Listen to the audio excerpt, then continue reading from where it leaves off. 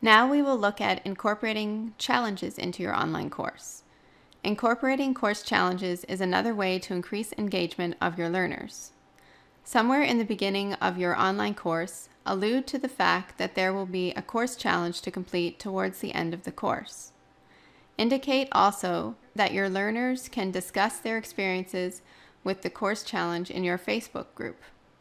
To keep people motivated, you could also award virtual badges or stars for completing steps in the challenge. If your course creation platform you are using doesn't support this, get creative and develop an award system inside your Facebook group, for example. I'll now share with you some ideas for course challenges that you can use directly to adapt to work within your specific niche. Number 1 is a mini course creation challenge. So this would be a challenge to create a mini e-course. This helps your learners not feel too overwhelmed if they have never created an online course before.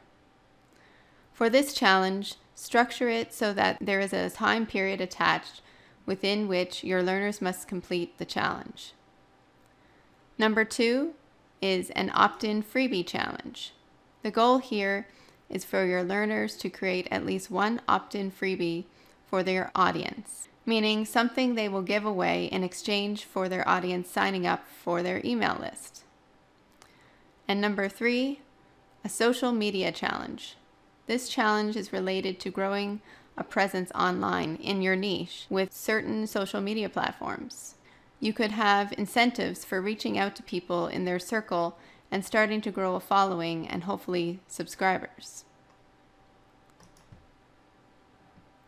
So now we're going to talk about your challenge. Okay, so you probably knew this was coming. Yes, I do have a challenge for this course on storyboarding. It is the Great Storyboard Challenge. And the goal is to create a storyboard for your next online course in 30 days. If you are interested in participating in the challenge, the first step is to join our Facebook group, the ECA Storyboard Course Group. From there, check out the pinned post in our Facebook group to gain access to where you can download the challenge task list, which is a list of tasks to follow each day. In the challenge task list, I not only indicate the daily tasks, but I also indicate which lessons are associated with each task. I also have a task status column, which you can use to track your progress through the challenge. Once you complete the challenge, you will not only feel a sense of accomplishment, but you will also receive a free review of your storyboard from me to give you some guidance and feedback. I hope you will enjoy this challenge, and please comment in the Facebook group and on our website if you found this helped you so that we can continue to do more fun challenges like this one. Thanks. Just click the link below to gain access to the ECA Storyboard Course Group.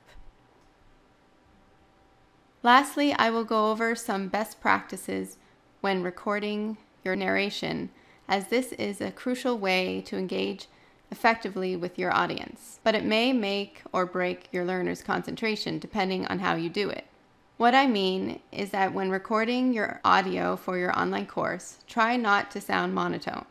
I know it can be hard when you have to record hours and hours of audio, but one way to minimize this tendency is to do a little at a time and do it when you have energy. For you, that may be first thing in the morning, or during the day, or in the evening, or at nighttime. So schedule the time that works best for you and do your audio recording when you know you will feel pumped to do so. Also, if you like what you are doing, it should be natural to be excited about your topic, and this will come across in your voice. In terms of audio quality and best practices, here is a list of what to do and not to do when recording your narration. Make sure to speak clearly, talk at a good pace so you can be understood easily, use a good quality microphone. You may have to invest in a good mic, but they shouldn't break the bank. I'm using a Yeti USB microphone, which is great for professional audio recording. Be expressive in what you are explaining or showing. Show the excitement for your subject matter in your voice. Do a dry run. Some practice is good so that you know what you will be saying, but don't be over practiced so that it doesn't sound natural. In terms of what not to do, try not to get too close to the mic. You don't want your narration to sound muffled. Also, to avoid any p sounds when you talk, use a screen over the mic or put a sock over it. Try not to use just your computer or phone microphone, so try not to do this. Use a professional mic. And try not to be monotone. Use intonation. Try not to sound like you're just reading your notes. I know this may be hard, but especially with an online course, but try your best. And I would suggest not just winging it. Make sure to at least go over what you will say before you say it. So there are my do's and don'ts for recording narration. Now it's time for another knowledge check question, and then I'll summarize this lesson.